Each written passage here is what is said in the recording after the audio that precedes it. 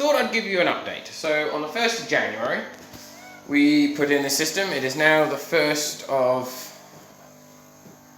October. I had to think about that. It was my wedding anniversary 2 days ago. Been married for 2 years, been with my wife for 10 years altogether, married for 2, got 2 kids. It's a hard life. Anyway, so since we put it in there, we ran the generator for roughly about 150 hours. So when we first put it in, we had the battery bank, the red one. This is the TS3, I think she's 12 kilowatt. Seems to ring a bell. Not sure why there's water sitting on top of that. Haven't been in here for a while.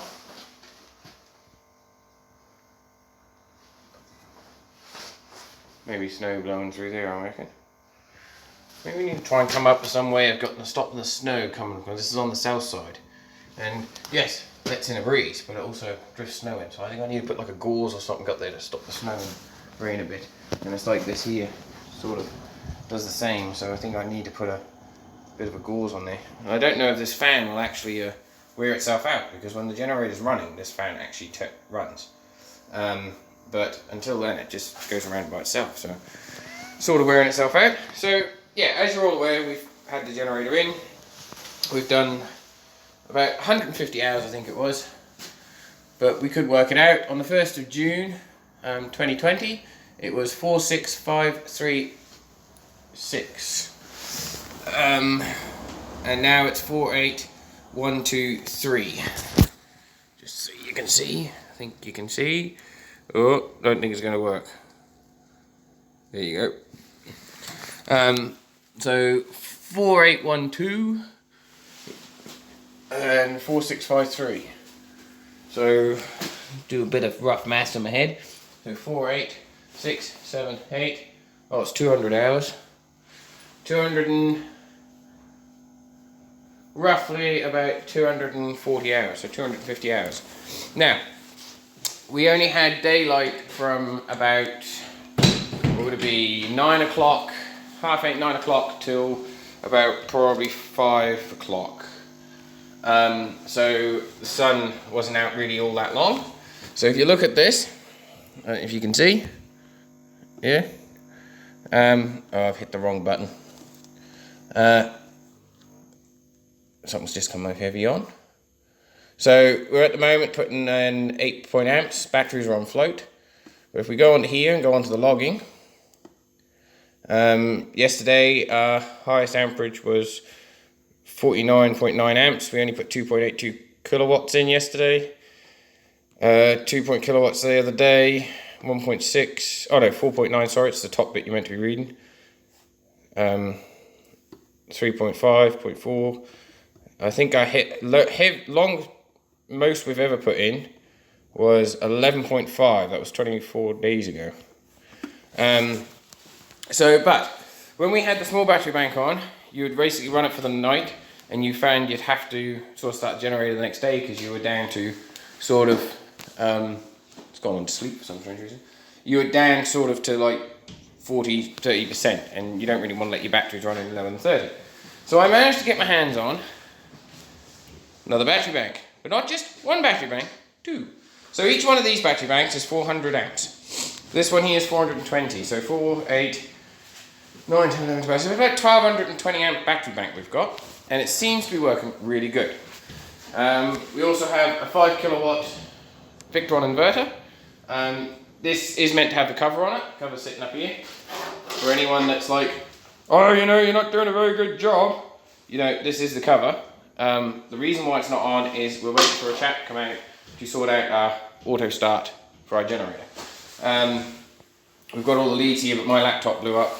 So that's why I'm having to do everything off my phone, which proves to be difficult trying to do videos on my phone. But yeah, all this, if none of you is aware, I've done all myself, except the solar side. I helped a qualified person to come put the solar in.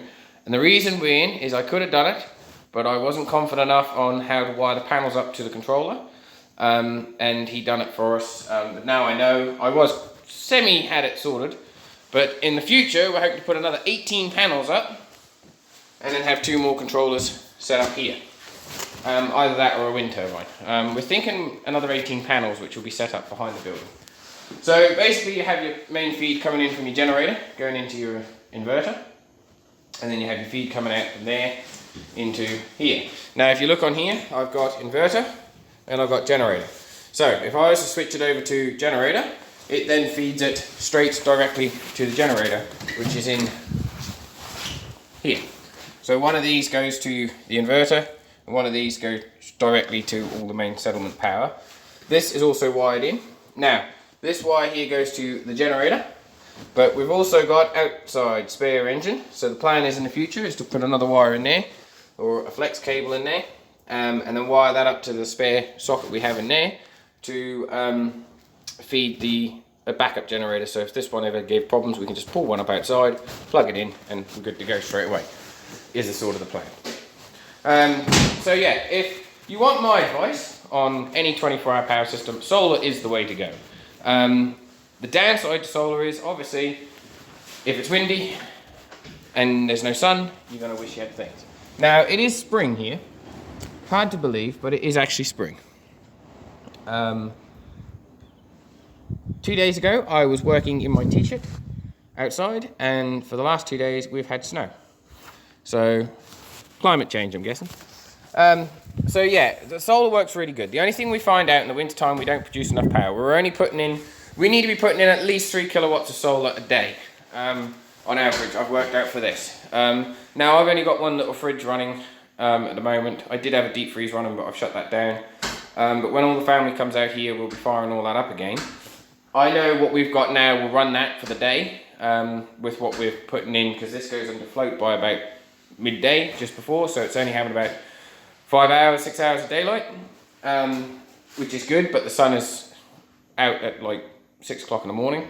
And in the next, as summer gets on, daylight comes in about 4.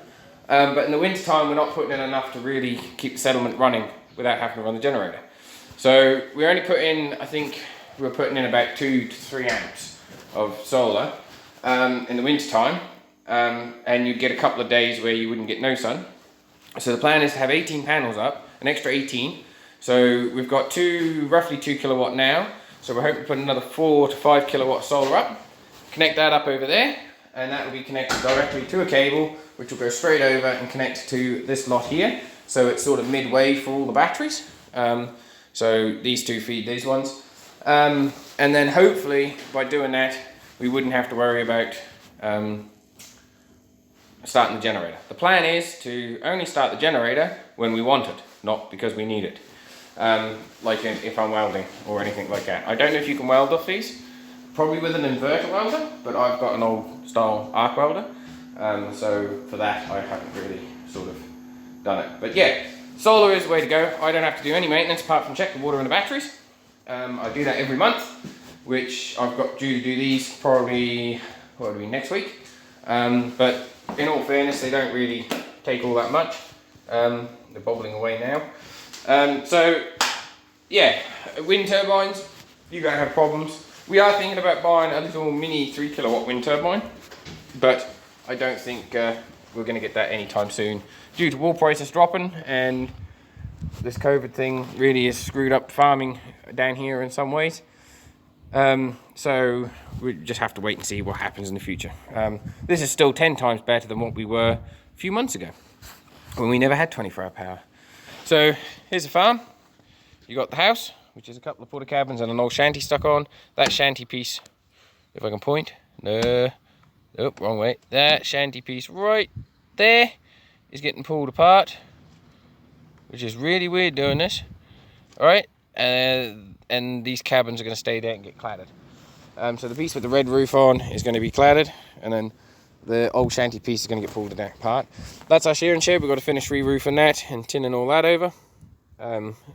So it's all nicely sorted for us all. And we've also got to sort out some of the pens and all that ready for the season. And I've also got to get my garden sorted, because as you can see, my netting blew off. I found some cheap fishing netting of some sort, and I thought, hey, that'll do. Turns out it doesn't like the wind. So hope you enjoyed, and we will catch you later.